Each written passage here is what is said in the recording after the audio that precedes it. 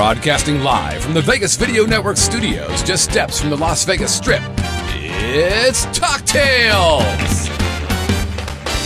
And now our host, she's our very own kaleidoscope of talent. What? It's Kelly Clinton! Wow! Welcome to Talktails on the Vegas Video Network. I am your host. My name is Kelly Clinton Holmes. Can you feel the buzz? Can you just give me a little more of what you were? Yeah. Today, we have such an exciting guest. This is a gentleman who I actually saw perform on Broadway. Yes, I think we were in the third row. And there we sat and watched him in amazement and listened to his awesome voice and his excellent keyboards. He's such a great musician, singer, actor, songwriter.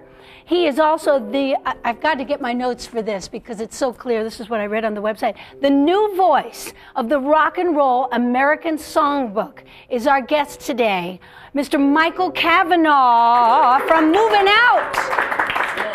He's got some exciting things going on. He's going to play the Smith Center this upcoming weekend. Before we meet our new friend Michael Cavanaugh, I want you to meet the Talktails Orchestra. They are over there. They are Kenny Davidson. Kenny! Go, baby. Yeah. Saving his pennies for someday. Sing it, baby. Mama Leone left a note on the door. She said, "Sonny, move out to the country. I'll be working till I can give you a heart attack. You ought to know by now. And who needs a house out in Hackensack? Hackensack, know it well. Is that all you get for your money? New Jersey, yeah. Wow. Thank you. I got muted. Kenny Davidson, ladies and gentlemen. He cut you off because we have so many things to do today. Now, our guest is right up your alley because you are from New York, mister. Mm-hmm. You're playing from Don't Tell Mamas in New York and several other gigs. Mm-hmm. So did you ever see Movin Out? I did. I saw it actually a couple months after it came out. I saw our guest today, Michael Cavanaugh. He was fantastic. It was a great show. The band was note perfect, dead on the entire show. It was really a pleasure to watch. Of course they were. So I'm really looking forward to this today. By the way, you look sharp today. Thank you. Mr. Style, Mr. Bowtie. It was laundry day. I had nothing else to wear. So that's it. Okay, I also want you to meet our producer and the creator of the Vegas Video Network. Hi, Scott Whitney. Konnichiwa. Yeah, konnichiwa. Are you excited about our guest? I'm very excited about our guest today. You're very familiar with the music of Billy Joel because that's what Movin Out was based on, the music of Billy Joel along with Twyla Tharp, and it's a whole thing. So what's your favorite Billy Joel song? First of all, Moving Out is probably one of Strangers is the album. It's probably one of my favorite albums ever. Oh, yeah. What other songs are on the album? Well, of course we know, hold on, let me think. Okay, time's up. Only the Good Die Young. You know that one? I do. Come on, Virginia, don't let me wait. You Catholic girls. Okay, what else is on there? Vienna. How's that go? I can't. Oh, it's a beautiful opening. You crazy child. You're so ambitious for Moving Out. Okay, what else? Moving Out. You know that one. You know that one. Moving Out. Yeah. I don't know that one. Sing the chorus of that. And it seems such a waste of time. Everybody. That's what it's all about. Mom, if that's moving up, then Moving Out. It's over. I want my records back. Okay, thank you. Thanks, Kenny. Scott, did you want to sing one? I want people to keep watching the show. Okay, all right. Well, we'll talk more about that, but I want to tell you, Scott, that very exciting. I was in the Martin Luther King parade today. Where was that? Well, it was downtown. It was on Fourth. Near Fourth. Well, it was everywhere downtown. But I marched in the parade. Really? Yeah, are you there? Are you listening? I am. No, I'm trying to direct and listen. I'm sorry. Why are you always acting like my husband? Why were you on? Well, I do that thing that you told me your husband does when he wants sex. What? What are you talking about? Remember you were saying he would come up to you like kind of an old man. Oh, I don't know if this happens to the other ladies, but does your husband, maybe, I don't think it does. But, Scott was showing me that sometimes he does this weird character. And I asked him if Melissa, his lovely wife, says, "Stop it, you're ruining everything. We'll never be able to do it again." Right. That happens a lot to me. Well, listen, but my husband, who is the most handsome guy in the world, so sexy, but when he does his thing, sometimes he'll go, are we going to eat something? And I go, please, you're ruining it. I'm telling you, there'll be no magic left in you know where with you know what. I don't care how hot you think you are. You're not that hot. You know what, Scott? We shouldn't always talk about what we talk about before the show. Sorry. On the air. But anyway. We're kind of all about the authenticity of the pre-show talk. Okay, so I'm in the parade, right? And what were you doing in the parade? Well, I wasn't supposed to be in the parade. You're a parade dropper? You just walked in? I think that, I went there with my husband because my step-grandchildren, his grandchildren, my step-grandchildren, two of them were in the parade today, Asia and Ariel, marching in the parade for their school. So everyone was on the sidewalk, but we just followed along where they were and just talked to them the whole way. I'm not sure if it was okay. There were policemen giving us the eyeball. Oh, nice. But anyway, it was beautiful. It was a major turnout. Yeah. Music, just joy and happiness celebrating this day. Also, today was the inauguration. Did you see it on television? I would like not to talk about that. All right, well, let's just say we have to give it up for Michelle Obama's style. What about that coat she had on and those boots? Nice talking to you guys. We're all Republicans. It doesn't matter. Are you not fashion fans? Okay, sometimes you just got to jump off the party line and give it up for a great look. And her hair looked great. Her hair looks nice. Okay, anyway, what else was I going to talk to you about? All right. Are you going to see a Music Can Be Murder at Don't Tell Mamas this weekend, Scott, on the 27th? Nope. Okay. Well, I know Kenny's going to be there because it's at the place, and it's an interactive music show. Dangerous Curves. Jay Joseph is on there. If I were in town, I would be there. Also, the Shintas. Remember, we had Frankie Shinta on a few weeks ago. They are going to be at the M Resort on the 26th. Oh, we're playing at the M. That's a nice place. Are you going to go to that show? On the 26th. Yeah. What day is that? All right. Anyway, I think. Well, I think it's a Friday. Is it a Friday? Saturday. It's Saturday. Of course, it's Saturday. Yeah, I'm going to be there. So we're missing some good shows. What else do we want to talk about? Why aren't you going to be here? Well, I'm going to be. Thanks for asking, Scott. Yeah. I'm going to be in San Francisco. Oh. With my husband, who's playing at the Raz Room. My daughter texted me and told me Clint Holmes is going to be here in San Francisco. Savannah. Yeah, That's Clint right. is doing great. He just got back from Florida, so he's been away for a couple of weeks, and Is he ever going to play in Las Vegas again? We miss him. Thank you once again, Scott. Because he is going to be at the Smith Center the first weekend in February. Uh-huh. And the weekend before, our guest Michael Cavanaugh is there this weekend coming up. So thanks for tying that all together. Did I get the commercial? Is that what you asked? Yes. Did I get the water commercial? Did you get it? Oh, those bastards. You didn't get it? I dyed my hair. I probably ruined it. Who are these people? What's wrong with them? I don't know, man, but I really felt like I was going to get it. Did they call you and say, no, you don't? What's the process of being told no in that environment? Well, I'm not really familiar with no, but. I know. That's what Clint was telling me. That's not right. No, that was a compliment. Hey, mister. That was a compliment. Hey. That was a compliment. Hey, back to the story. They did not call me. It was kind of like a blind date, or, and the person doesn't call you. They didn't call, so I wrote. I said, I guess I'll be going on with my plans to San Francisco. Unless, I'm just assuming it was cast already, and they wrote back, yes, it was. And get this. It was a mom, a dad, and two kids, and, about being responsible, water-wise, smart. And they said they went with a younger family. What? You know what? We're going to take a break. And we're going to. I'm leaving my water on the rest of the week. We are going to take it very. Water, everybody. Yeah. No. people. You must do the right thing with water.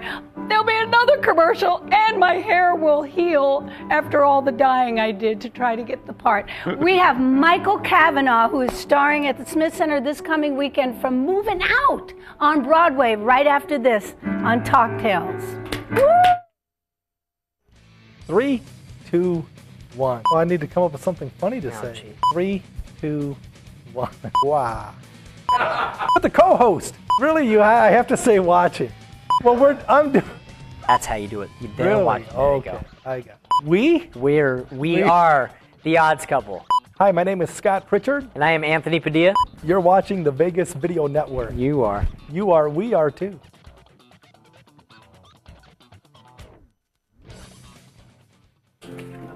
Even without a pen. Welcome back to Talktails. I am Kelly Clinton-Holmes. Get ready because we have such a musical, wonderful performer, songwriter, singer, musician, Grammy nominated, Tony nominated, Mr. Michael Cavanaugh. Hey, how you doing? You are hot stuff. You are hot. No, you're hot stuff. Great, now it's your turn. Say it again. No, you are. You are hot. Yes, I'll keep saying it. Hi, Michael Cavanaugh. How you doing? Well, I'm doing great. Now, let's start. I know you're going to play the Smith Center, and we will say that a million times because we got to get everybody please there. do. But you were handpicked by Billy Joel to star in the musical that was all of his music, along with a very famous choreographer, Twyla Tharp. Mm-hmm. I mean, he saw you. I hear this is a great story. The gist of it, I know.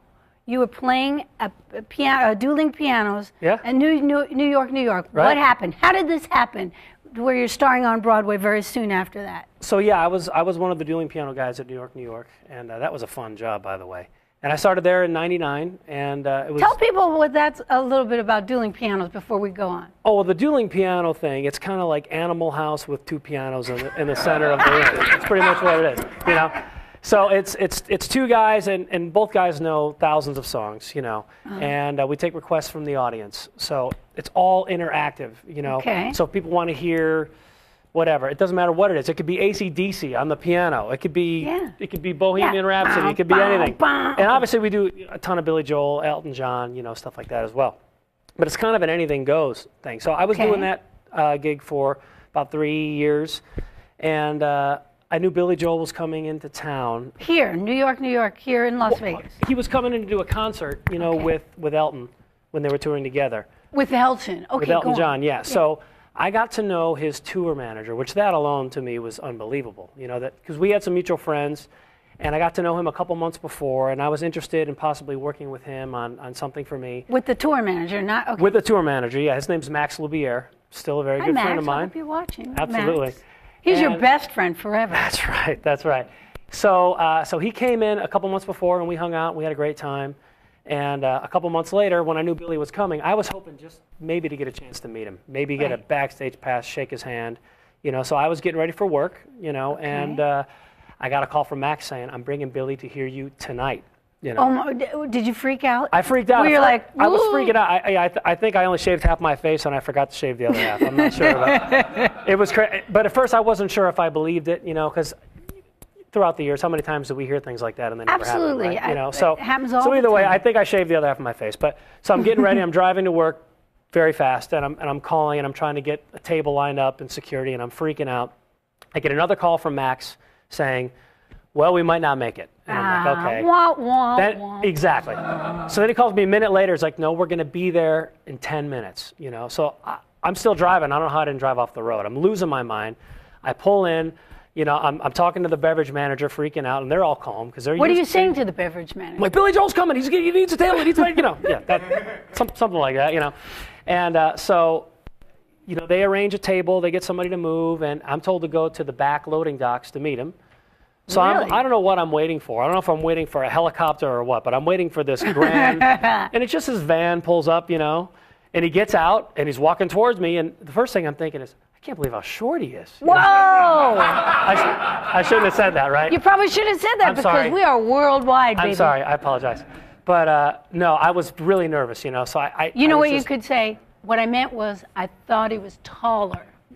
Yeah, that's Okay. what I Okay. meant to say. That's what I meant Okay, to say. so there you are. So there I am, I'm walking towards him, and I'm just so nervous. I'm like, and he's like, relax, man. Are you Mike? Nice to meet you. And I'm like, nice to meet you. So he's like, so tell me about this show you're doing, because he has never seen a dueling piano bar before. Oh, Because okay. Billy Joel can't hang out in piano bars. No, he can't do a lot of things. He can't do that. So yeah, he we didn't could know the do. concept. He didn't know anything about it. And Billy, the one thing he loves to do, he loves to jam on old rock and roll songs, whether it's 50s, whether it's 70s, whether it's, metal. I mean, he just loves all kinds of music. Does you think he goes around sitting in very often? No, but he wishes he could. Okay. He wishes he could. If Okay. he could not be Billy Joel for a day, he would love to work in that bar. I guarantee it. Right. So anyway, so we're walking towards the piano bar, and at this point, the whole place knows that he's coming. We try to keep it a Right. secret, but we had to have people move from the main table, and we had Right. to tell them why, so they know. So we're walking in towards the entrance. It's kind of a wide entrance, so we walk in right next to each other, and you can imagine that place starts screaming. Wow. It's not a very big bar, so, I mean, it was so loud. It's one of the loudest things I've ever heard, And I lean over to him. I've known him now for about 2 minutes, and I say, just so you know, they're not screaming for you. They're screaming for me. So you're saying this whole thing might not have happened after all, but he has a great sense of humor. He was laughing. I just figured I would break the ice, So then he sat about, 7 feet away from my piano, and he was watching me. And I have no idea how I held it together, I mean, I was... Yeah, because nerves can ruin your voice, right? I mean, you can Nerves just can be ruin anything, vibrato crazy, right? I think my tempos were a little fast that night, to tell you the truth. But the thing, nerves sometimes can ruin it for people. And there's some people that are Right. so talented that they can never get over the nerves, Right. And that always makes me sad. Whether you see someone on American Idol and they Right. can't remember the lyrics or something, you feel bad for them. Because you know that's what it is. It's that That's whole what it is. It's the thing nerves. that happens. But thank yeah. God nerves fire me up. They just make me energetic and crazy. So they just made me, we did a Jerry Lee Lewis song, and I was playing with my feet, and I was jumping on the piano, and Billy was like, yeah, he loved it. Had you ever played with your feet and jumped on the Yes, piano I had. before? Yes, okay. I had. All right. But I think I was hitting the keys a little harder that night Right. with him. You hammed it up. I hammed it up, but I didn't want to play any of Billy's music at all. He was sitting right there. So I think I opened with an Elton John song. And then all I'm getting requests for are Billy Joel songs, of course. Of course. Everyone's hoping that he might come up and sing, but no one expects it. But I'm getting requests for Billy Joel. I'm like, I'm not doing it. I'm not doing it. And finally, the whole place is like, Piano Man, Piano Man. And I look over to him, and he's like, go ahead, Okay. So I go into Piano Man, and I can't look at him, I can't look at him. But on the last chorus of Piano Man, I would always get everyone to, hold your drinks up in the air, sway back and forth, let's show the whole casino where Right. the party is, all that stuff. Right. And, out of the corner of my eye, You Billy, see someone who's not very tall coming toward you. I'm sorry. Should I not I deserve say- that. No, he was Okay. sitting. No, Okay. he was sitting. But out of the corner of my eye, he grabs his drink and he played along with everybody else. He was so cool. He was so cool. Did he ever get up that night? He did. Yeah, he did. Then Max comes towards me and says, "Hey, do you want Billy to sit in?" I'm like, "Yes." Imagine that. Of course I do. Yeah. This is my show, and maybe next set. Yeah. So he gets on the other piano, and he's You dual pianos Yeah. with Billy Joel? Yeah, the first time I meet him. So he's like, I get by with a little help from my friends? I'm like, absolutely. So we're doing it together, and we're trading off verses. Wow. This is the coolest thing in the world. Oh, yeah. He didn't want to do any of his stuff. He's like, if you want me to play this, it's free. If you want my song, it's 100,000 per song. But so we did that, and then we did "Don't Be Cruel," Elvis, and we had a blast. Really? And by this place, the whole casino is starting to come in because it's really yeah. spreading. And now, even though there's security everywhere, we play the second song. He gets up. He's like, "I gotta go, kid. Great to meet you." And he gave me a hug, and I was frozen. And Wow. then once he left, then I was the coolest guy in the place after that. Because, Oh, yeah, absolutely. for the rest of the night, I was the guy. You're like Billy's pal. Yeah. So Mike. I didn't know if I'd ever see him again. I really didn't know, because I knew Max a little bit, but I didn't know him that well. Right. And then a couple nights later, I got the backstage pass, and I went to both. There were 2 shows. I went to both, and I hung out with Billy after both shows. He was staying at the Four Seasons, and the one night he decided just to go down to have some dinner after the show, and they closed the doors once he got there. But the people that were there, that were lucky enough to be there, got to stay there. And then he got on the piano, and he's like, "Hey, Michael, you want to jam?" I'm like, "Yes." So we were on the same piano, singing together. People were requesting songs. We were just goofing around. We were doing more Jerry Lee Lewis. We were playing. Right. I would play the top, and then we would switch, and we were just having fun. Did you ever think in a million years that you were going to have this relationship, friendship with him and be jamming with him like that? Not really, but when I was a teenager, I was kind of cocky, and I said that it would happen. I would go to the concerts, I would camp out in the snow for Billy Joel tickets, Really? I'm from Cleveland originally, Brr. Yeah, a lot of snow there. But so I remember saying, yeah, I'm not just going to meet him, I'm going to get to know him. I would say that, but I didn't really think it was true. Right. Yeah, the funny thing is, I saw him in concert, I think in 1990, and a buddy of mine who I was with found this piece of paper with Billy Joel's picture on it, puts it on the inside of his jacket, and says, I'm going to tell him it's a backstage pass. We're going to get backstage. I'm like, no way. It worked. Are you serious? Yeah, Are you Billy serious? had already left, but the funny thing is, like, his head of security now, they're all really good friends of mine. I tell them that story, and they're like, that's just great. So you did the power of positive thinking, you put it out in the universe, and it came and showed up in the front row of your show. Yeah, well, yeah, so, yeah, it's kind of like a fairy tale, right? It is a fairy tale, because without the fairy part. I was this little kid, and, I was singing in nightclubs when I was 13 years old in Cleveland, and I would sing all these Billy Joel songs. And people would call me like Young Joel and stuff. Right. So, the fact that it all came together and I got to work with him and work for him, really, it's just pretty amazing. Well, it's awesome. Yeah. Now, so you, like you said, you've been playing all these years, and then this happened, and all these circumstances come together. He comes to you and he says, "Kid, I want you to what did he say to you? Well, you're going to star in the show I'm putting together with this famous choreographer?" Well, actually, when he came to Vegas, it was still kind of being set up. Like Twyla was, talking to Billy about what she wanted to do, and Billy respected Twyla so much. He said, you can have my music, do whatever you want with it, and then show me what you have. And when he didn't know if the characters were going to be singing, Right. or how it was going to be set up. So when the decision was made that there was going to be a piano man who was actually going to sing the show the way he would, right?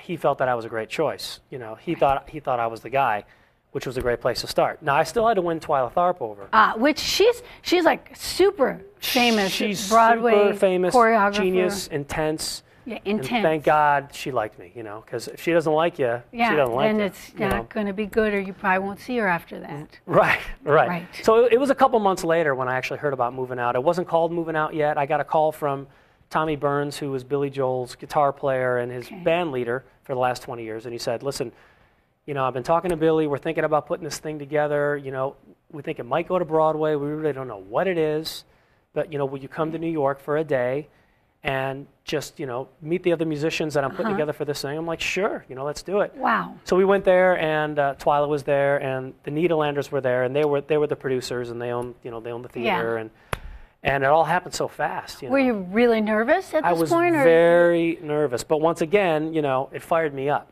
and I met, the guys in the Movin' Out band were just, the musicians were. Now these were really is this Billy Joel's band? It wasn't Billy Joel's band. It was his guitar player, and then he didn't want to use Billy's band because he felt like when Billy would go on tour, it would take too much away from the show. Right. But, the guys that were playing, played with Meatloaf, and they played with, the David Letterman band, and they played with everyone, Serious, real guys. Yeah, all A-list. Big Jennifer time. Lopez, Couple. She was in the show too. No, but a couple Did of the horn you hear players. it that way too? Okay, I don't played remember with her. her. A couple of the horn Movin' Out. players were with Tower Power. You know what I mean? It was the band was just. Yeah. And I learned The so best. much from those guys about just playing, because when I got there, first I was showing off a little bit, and I'm playing all this crazy stuff, and because Billy does that in concert because he's Billy Joel, he could do that, Right. And I remember Tommy Burns saying to me, he's like, just because you can doesn't mean you should, and that was actually a really good lesson, Yeah, because we want to put everything we can possibly do that we know how to do to show them, but right, but you want every note sometimes to less is matter, more. Right. and I felt like every note we played when we did that show mattered, which was really cool. Okay, so take us to the opening night on Broadway. My friend Jerry said you got to ask him, what did it feel like, before the show starts? Opening night on Broadway, and you are singing every Billy Joel song in the show, everything. I sang the whole thing, yeah. Sang the whole thing. What are you thinking backstage? What wasn't I thinking? Yeah. I mean, it was crazy. It was such a nerve-wracking time because, we opened in Chicago first for 3 months, and the reviews were mixed. The reviews on the band were great. The reviews on the storyline, they thought it was confusing. Okay. So things were changing, and we weren't sure we were going to make it. You know, Broadway is tough. And I was so green, I didn't know anything about that. I mean, I was like, Billy Joel show in New York, it's going to be a hit for sure. You know, and then my 3.5 years on Broadway, the amount of shows I saw come and go that you would think for sure would be hits, you know? it's tough. So, really tough. but by opening night, I was kind of getting an idea of how tough it actually was. So, like, I was thinking everything from, is my voice going to crack? Am I going to forget the words? To, am I going to be out of a gig and homeless? You know what I mean? If we get bad reviews. And thank God our reviews were great, and the New York Times loved us, and the Post and Time Magazine loved us. And, you know, once we got through that and we knew, actually by the after party, we already knew the reviews were great, even before they were printed, so we went nuts then. We were just having a blast. Exciting. Yeah. I have so many questions, but I'm not the only one who has questions. We have a live chat question right now. Scott, who do we have, and what do they want to ask Michael? Yeah, Bill wants to know, was there ever a time during rehearsal when you were worried? When you say worried, I think they mean... oh my God, this might not be going well. I might not be doing a good job. You know, something like that. Yeah. But you hear that a lot from actors and probably performers. many times, you know. I mean, whether it was, I mean, you know, like when there's a song that Billy does called Angry Young Man. It's got this really fast piano part on it. And we were talking about that earlier. And, you know, there's times when if the keyboard's not set up right, the note won't react fast enough. And I remember a rehearsal, like when Billy was coming and some important people that I didn't feel it was acting right, and I was freaking out like I wasn't going to be able to play it right. There were a lot of times I worried about forgetting lyrics. I mean, on Broadway, especially in rehearsals, even more so than rehearsals when you're on stage, but when you're working with dancers and they're holding and they're throwing people up in the air. Every count. And everything they do goes by what you do, you know, and then for 10 seconds I'll be like, I don't know the next line. I don't know the next line. This person's going to come crashing down. 10 years in 10 seconds. Like the amount of stress that goes through me, and all of a sudden just it comes out, and then I'm okay. Well, because you're used to, especially in a dueling piano thing or lots of gigs, right? It's so loose that if you forget something, you can vamp, or you can you can change the words on Broadway or in a musical with theater. My band, if I go anywhere, my band will follow me. Now, Now we perform a lot now with orchestras, with a lot of symphonies. You know, we tour all over the country. We've been with probably 65 symphonies across the country, and that's another one where if you make a mistake and the whole symphony is reading music and you go to the wrong place, that's bad. That only happened once. Oh, it did happen to you with a big orchestra? It did. Wow. I apologize to the Baltimore Symphony. Ah! Because, you know, it sounded like it was their fault and it was totally my fault. You know the part in Movin' Out where it goes to D major at the end, right? It's in D minor the whole song. Right. So I cut to that part. I did the Movin' Out version because in the show Movin' Out we didn't do the whole song. So we cut out like the last verse. So my mind just took me back to that version. And I went there and I could see the guys in my band looking at me like, uh-oh. When you're with the orchestra at this time. Yeah. And my band's playing with me and they're looking at me like, I'm like, what's the problem? Wrong, I'm just Cavanaugh. doing my thing. I'm just doing my thing. And all of a sudden I hear the orchestra kick in and we're in different sections. And now my friend Jack Everly was conducting. He's waving his hands. He's trying to. It was like something from the Muppets where everything's falling all over each other. So it was a train wreck. And it was completely my fault. You couldn't just say, "Take me back to the bridge, guys." No. Right. But the band, since they followed me, we were tight as can be. Right. So it sounded like we knew what we were doing, and so. My bad. Okay. Sorry. Well, see, he's only human, ladies and gentlemen. We have another live chat question. Yep, Jerry wants to know, did Billy Joel ever critique you personally? You know what? He was great. The only thing he ever said to me, he told me when I was singing a lyric wrong, and he didn't even want to tell me. He was like, you know, because he never felt like I had to do everything exactly like him, you know. Right. He was always like, do it your own way, you know. But I was singing a wrong lyric. I think it was actually on She's Got Away. He's like, actually, you know, I think it's this. But if you want to do it your way, that's fine. That's what he said to me. How cool is that? How cool is that? See, I'm like, he didn't want to make you feel bad. I'd really like to do it the right way. Thanks. You know. So you're like, I didn't change it on purpose. I just had it wrong. And we were running for 3 months before that happened. Yeah. Wow. It was. Wow. I don't even remember what lyric it was. It was like a "don't know what it is" instead of a "why it is" or something like that. I had it mixed up. Yeah, But it was minor. But still, other than that. How kind of him though. He's a real guy. It sounds He's a like. real guy. He's a real He would guy. always help me relax because at the beginning I would be so nervous.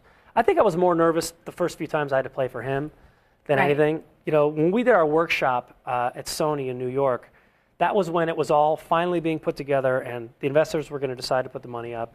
Right. And the theater was going to come in. This is pressure. This is a lot of pressure. This was pressure, and Billy was out there. I mean, I don't think I slept for a week, but he was just like lax. And then, sure enough, we're doing Uptown Girl, and I mess up the lyrics, Oh. And then I look at him, and he's like, nah. This is great. And I totally relaxed. I totally relaxed. Then I wasn't worried at all anymore. Now, we're going to talk a little bit more about the symphonies in a moment, but I wanted to say that you're a great songwriter, and a great singer and musician, and an actor. So when I was doing the research on you, I was so excited to see, you're such a great actor. I never would have recognized you when you were in 24, the series. You played some kind of general or something, and look at that photo of Michael Cavanaugh. Look at that. Does that even look like him? No way. You totally transform yourself. What was it like working with Jack Bauer? Well, I've been using a lot of skin cream since then. Jack was intense, Yeah. But, Was he nice like Billy? Did he work off Kiefer? Kiefer. You probably call him Keith. He was only nice sometimes. Wow. There were times when he would get a little rough with things. How long were you on that series, 24? Can I see that website again? It was a while, yeah. It was a while. Before I saw the picture, I was like, oh my God, I got the scoop here. And then I realized that's not my Michael Cavanaugh. Yeah. Does that drive you crazy when I'm sure you Google yourself. Do you ever Google yourself? You can tell us. It's just us. A couple of times. Have you? Today, yeah. Yeah, me too. So does your picture come up first, or your info, or does the other Michael Cavanaugh? I think usually mine comes up first. Now there's another Michael Cavanaugh, this young, he's like a video gamer. What? He's like this competitive video gamer, and he's kind of climbing up in the Michael Cavanaugh status, so I might have to... It's so frustrating. My name is, now it's hyphen Holmes at the end, but Kelly Clinton. Clinton Kelly, the guy from What Not to Wear and from The Chew or whatever. God, he just knocks me out of the rankings every time. And then there's this beautiful, 20-something-year-old supermodel named Kelly Clinton. And I totally say that's me. I've just been out in the sun a lot since. But anyway, so very frustrating. Okay, the symphonies. Yes. You are traveling all over. You have, I believe right now, about 3 different shows. You started with the music of Billy Joel? Mm-hmm. The music of Billy Joel and more. We mix it up a little bit. Okay. I do, an original song, which, playing an original song, with the Boston Pops is pretty amazing, I have to tell you. I'll bet. So we do an original song. I do a little bit of Elton, which is a cross promotion because we do an Elton John show as well. And I do a rock and roll throwback thing, because they love it when I do the Jerry Lee Lewis stuff. They go crazy for it every time. So, but it's probably 85% Billy Joel. And that came about in 2006. I came back to Vegas, and I was doing a lot of corporate events, which, we love the corporate events. We love them because they pay well. Because the people are so responsive. That's exactly right. So I was doing a lot of corporate events, and my agent went to a convention. I think it's called APAP. APAP, yes. Yeah. In fact, Clint was a part of that just only a week or so ago. Go on. Right. So he was introduced to the reps from the Indianapolis Symphony, which was Jack Everly and Ty Johnson, and they saw me on Broadway, and they were very interested in doing a show for me, and helping me put together all the charts, which is very expensive, because I had interest before that from the New York Pops, but we didn't have orchestrations, and orchestrating, was like it's very expensive. Deal, it's like $1,500, $2,000 a minute per minute of music, and you're doing a 2-hour show, so that'll tell you. So. But luckily, Indianapolis, they wanted to partner with me, where they had these wonderful arrangers that were from all over the country. A lot of them actually were out of New York. And I was able to get with them, and we were able to put it together, and we launched it there. And since then, we've been with the biggest orchestras you can think of. We've been with Pittsburgh, the Boston Pops, and we've been in Los Angeles, and just about everywhere in between. And we're just having a blast. So we put another show together, and we figured Elton John was the perfect slam dunk to follow it with, and that proved to be true. And that one, we do even a little more variety, it's probably 65% Elton John. We do a couple Paul McCartney things, I've always wanted. James Taylor, right? Well, that's another show that we're doing. Oh, that's a whole other show. The third show that we just launched, it's like a singer-songwriter show. It has some Paul Simon, James Taylor, Neil Diamond, as well as what's the other one I'm thinking of? Michael I Cavanaugh? have too many shows. Michael Cavanaugh, yeah. But it's... In other words, you're just out there really working with the symphonies. We're all over the place. And they're eating you up. They love you. We love it. I know we're running out of time and we have to have a song, but I have to say this because I kind of called a friend of yours, Jamie. You know Jamie. I know Jamie. And Jamie kind of let me in on you work out real hard. We only have a few minutes left, so I heard that you have an addiction. Actually, you have two addictions. You, P90X. Yeah, I'm kind of addicted to You're P90X. a maniac with that. Kind Exercise program. It's like high-end. I can't even look at it because it offends me. But so you work out like crazy, and you eat great. This is so you can perform and do all these things and be healthy. But you're still addicted to Diet Coke. I drink gallons. My dad's laughing. Yes, it's true. Right? And Dad's here. Gallons. Hi, Dad. Ted. And I did an event for Coca-Cola 2 days ago, and they're wonderful people, and I'm addicted to their product. Yes. And it's caffeine, and you love coffee too. So I love the fizz. I love everything. you love everything about it. Yes. Well, okay. I have it at breakfast. You gotta have a At bite. breakfast, I have eggs. Oh. I have oatmeal. I have Really? coffee. I love coffee too. And I have Diet Coke at breakfast. Oh Is that my classy? goodness. You know what? It's everything you're trying not to do. Then you drink the Diet Coke. The Diet Coke. No Diet sugar, Coke. no white. Okay, all right. Tell us about the Smith Center quickly this weekend coming We're up. so excited to be at the Smith Cabaret Jazz, Center. Cabaret Jazz. where my husband plays. Go on. Yes, absolutely. Just thought I'd plug him. And your Go on. husband definitely helped make that happen, and Clint I appreciate that so Holmes much. in the Thank house. you, Clint. Thank Clint. Thank you.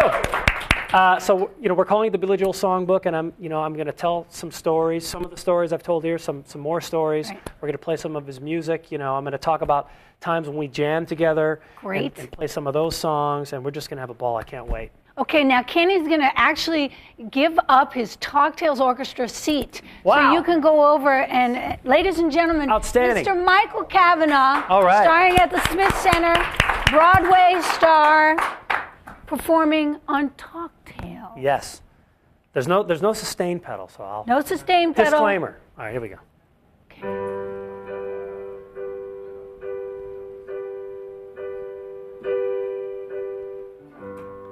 She's got a way about her.